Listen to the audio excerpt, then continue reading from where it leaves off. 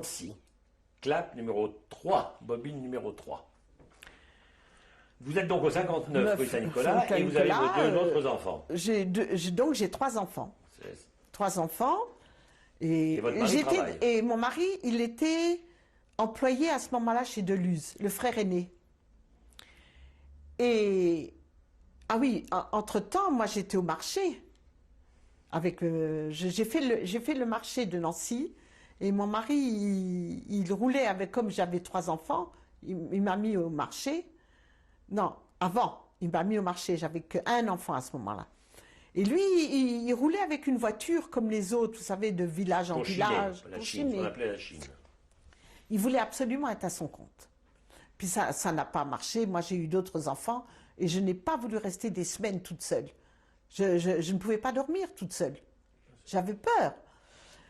Et bon, mon mari a donc quitté la Chine et il est rentré chez Goureki en 1960, en 1959, puisqu'il avait encore les 2 jambes. En 1959, en 1960, on lui a enlevé une il a eu des problèmes de santé. 61. Il a eu des problèmes de santé. Il a eu de l'artérite. C'est de l'artérite qu'il avait. Il a fallu l'amputer. J'ai déménagé aussi. Ah. J'ai déménagé et je suis venue habiter dans la maison de Madame Gutmann. Gutmann.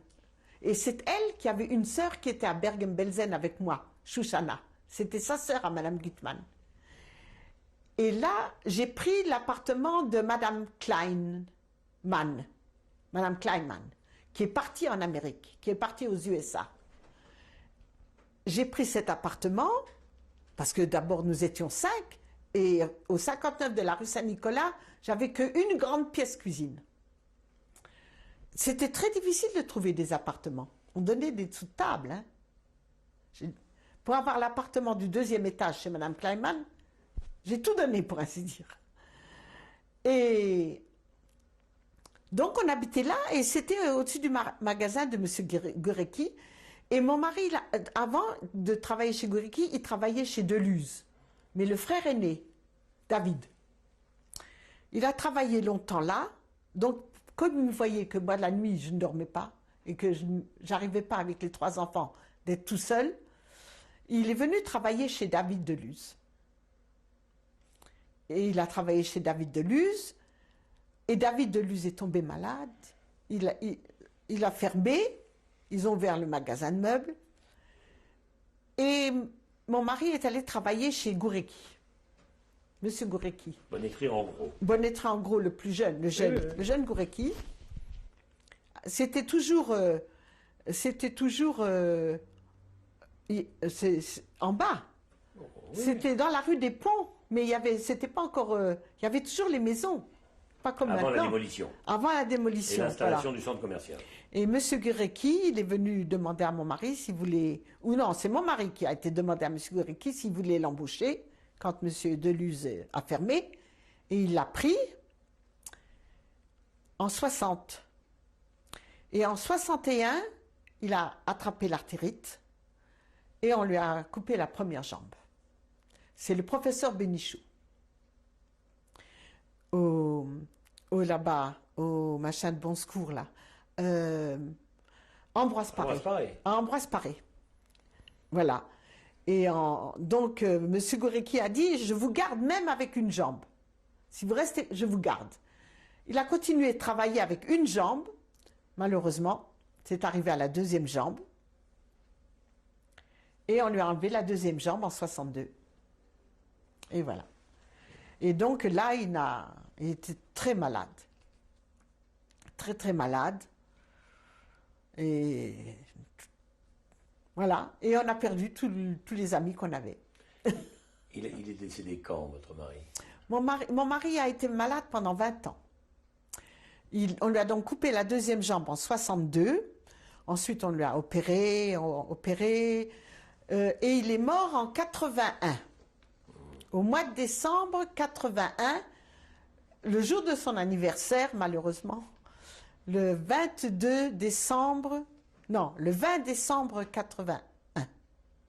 Oui, c'est ça, un dimanche.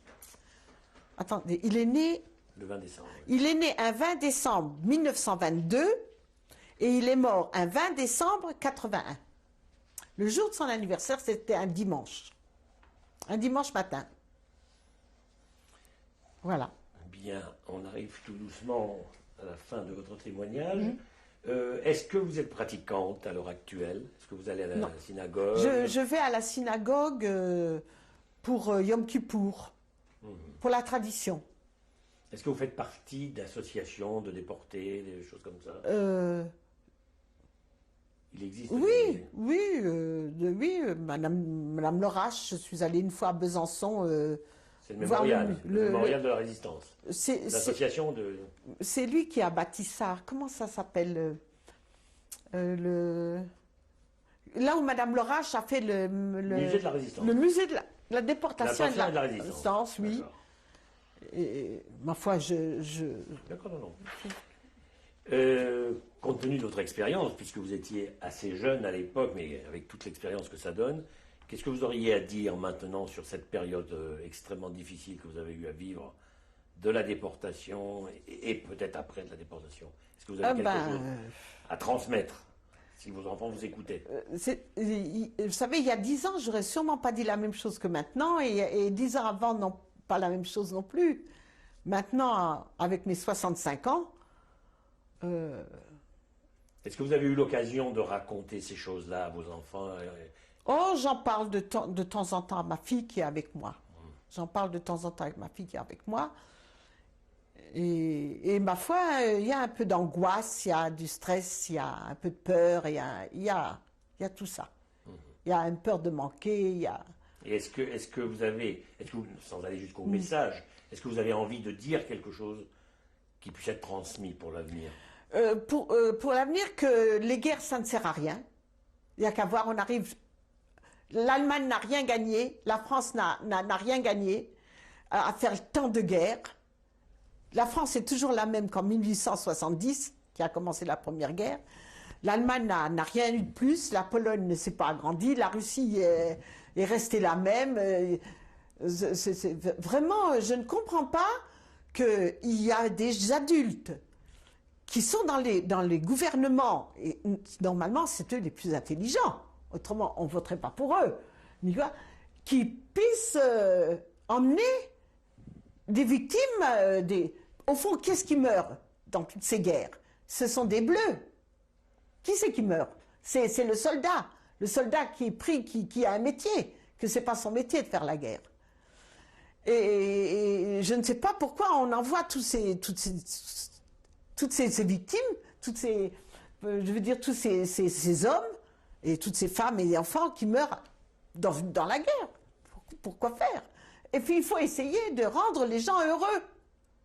Il faut que les gens faire le mieux pour que le peu de temps qu'on est sur la terre, qu'on soit heureux. Parce qu'on a déjà assez de tuiles avec des soucis personnels. C'est pas la peine encore de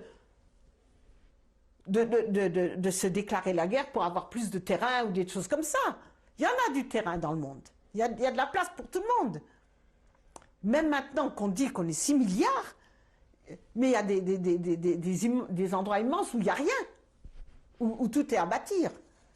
Pourquoi l'Allemagne a voulu s'agrandir? Pourquoi? Il faut faire en sorte de rendre l'homme heureux pour les 100 ans qui passent sur la Terre. Voilà, moi je dis ça. Et c'est tout, et il lui arrive assez de choses personnelles pour que ça suffit il en a assez des ennuis qui lui tombent dessus. Merci beaucoup. Nous allons voir maintenant, si vous en êtes d'accord, avec des photos de la famille, des choses comme ça, qui peuvent être quelque chose de parlant par rapport à votre témoignage. Alors allez-y, je crois qu'il y a de la famille autour de vous. Bon, c'est moi qui dois présenter. Voilà. Alors c'est ma fille, qui s'appelle la plus jeune, Françoise Dermant, et son fils, mon petit-fils, Bert Dermant, du nom de son grand-père. Mon mari s'appelait Berle, et on lui a donné le nom de son grand-père. Et j'ai 2 autres petits-fils qui ont le nom de mon mari. Il y en a un, il s'appelle Boris, et un, il s'appelle Dov, qui veut dire ours en hébreu. Bear, c'est un ours. Oui, absolument. Voilà. Bien. C'est bon, là? Oui, alors là, nous avons une photo. Que représente-t-elle? Des garçons et des filles qui étaient à Lamarck. Donc à Paris. À Paris, C'est ça. En dans quelle la année? rue Lamarck. Oui, en quelle année? 44. En 44. Au mois de mars-avril. Alors cette photo représente quoi, hein? Les filles de Lamarck. Ah, une photo où il y a un peu plus de monde, Oui, alors. voilà, c'est un groupe de filles, mais il manque beaucoup. Donc des filles de Metz. Non, De partout? il y a deux messes. La petite, elle est de Metz. Sa sœur Renée. Non, c'est où qu'elle est, sa sœur Renée? Et puis sa sœur là, Estelle. 3 sœurs, alors. 3 sœurs. Mhm. Attendez, où qu'elle est Renée? Je la vois plus, Renée. Ah, là, la blonde là. Ah, La blonde là. D'accord. C'était 3 sœurs. Elles sont parvenues. oui, alors là, c'est une photo beaucoup plus récente, alors, de toute la Oui, famille. de toute la famille. Alors il y a donc... Mon mari, moi à côté, puis mes 3 enfants, ma fille au milieu. et c'était en quelle année, ça? 63. Ah, d'accord. 64, 63, 64. Très bien. Je pense que c'est à Bain-les-Bains. Mon mari, elle a fait des cures pendant 20 ans à Bain-les-Bains pour l'artérite. Allez-y. Alors, mon mari Bernard Derman, moi à côté, mon grand-fils devant moi, Samuel, ma fille au milieu, Françoise, et Henri près de mon mari, à droite. Alors ça, c'est une photo à Paris, je crois, ça. Oui, ça c'est une photo à Paris. Chez le fils aîné. Chez le fils aîné. Et qui apparaît? Et alors, il y a mon fils aîné qui tient le verre dans la main, ma bru, Qui s'appelle comment? Sarah. Sarah. Ma petite fille qui est debout, Myriam. Près de mon fils, il y a Jonathan, le deuxième. Et puis, en dessous de ma bru, il y a l'aîné de mon fils. Le fils aîné de mon fils. Et à côté, il y a le fils de ma fille. Ah, d'accord. Ça, c'est le petit Bert. Très bien. Sur les photos, ils sont bien gentils. Oh là là, ils sont magnifiques. Oui. Et en Ouais. réalité, non. Alors, ce sont donc 2 des 3 enfants du deuxième fils. Du deuxième fils. Alors, la petite Laura et son frère jumeau, Raphaël. Ah, très bien. Voilà. De mon plus jeune fils. Celui de mon plus jeune fils. Oui. Et ça, c'est l'aîné. Alors, ceci est donc... C'est le fils aîné de mon fils le plus jeune. C'est ça, il s'appelle Il s'appelle Boris. Boris. Boris Derman. Merci beaucoup.